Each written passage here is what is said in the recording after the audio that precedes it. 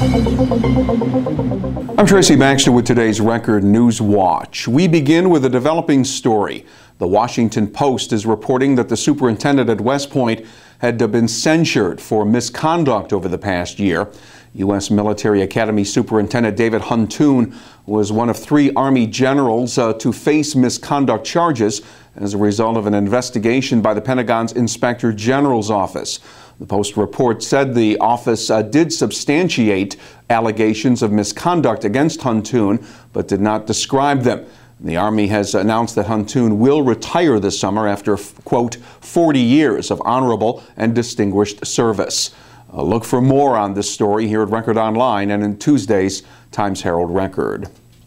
Careless smoking was the apparent cause of a 3-alarm wind-aided fire that ripped through a family home in Kingston Sunday, leaving 10 people homeless, including 6 children. Responding Kingston firefighters, including Mark Wickane, along with former Mayor James Sotile, ran into the burning house at 12 Linderman Avenue to help evacuate residents.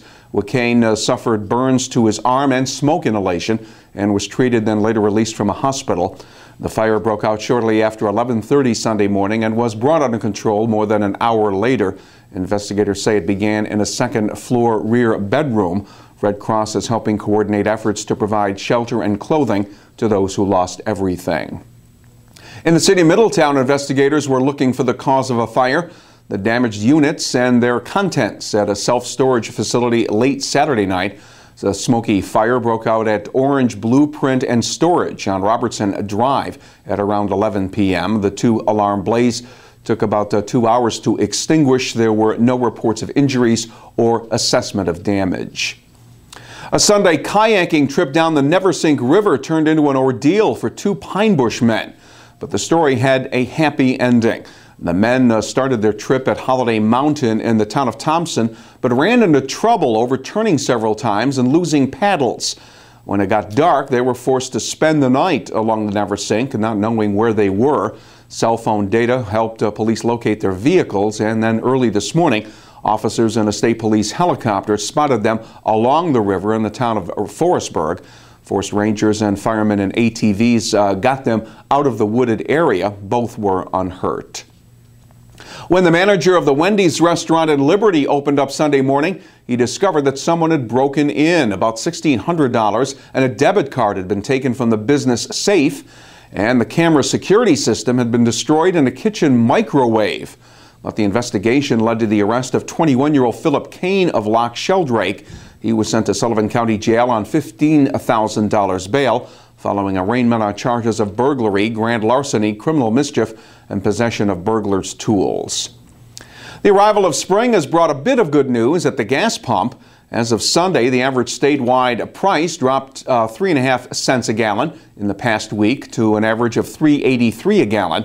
Price average was almost 30 cents a gallon lower than this time last year, and 11.5 cents per gallon lower than a month ago. Analysts say a big reason for the drop is an increase in gas production at refineries following completion of their spring maintenance.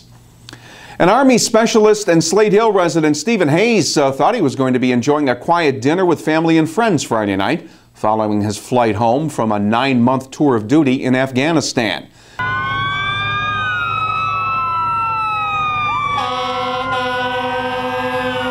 Instead, Stephen, a member of the Slate Hill Fire Department since he was 16 years old, returned there to a hero's welcome, complete with fire truck motorcade from the New Hampton Firehouse to the Slate Hill Firehouse, where fellow firefighters and members of the community welcomed him home with open arms.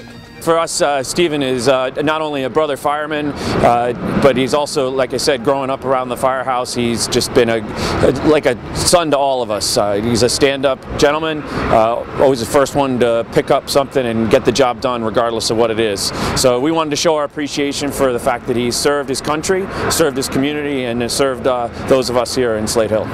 And the special welcome home took Stephen by surprise. Unbelievable.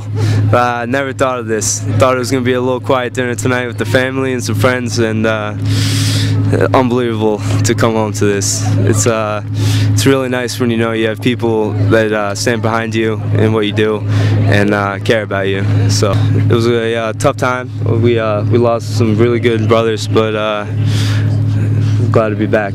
Glad to be home.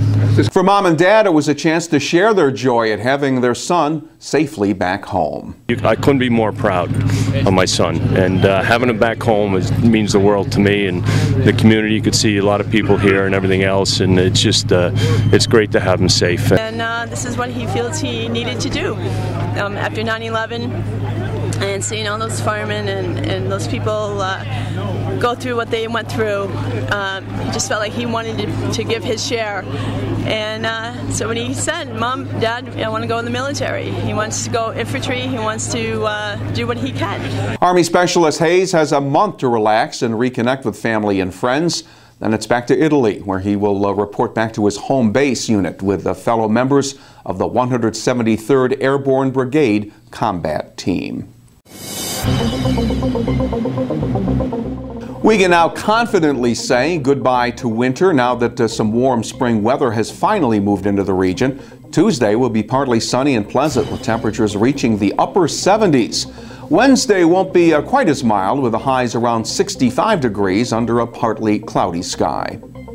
When news breaks anywhere, you will find it here at Record Online.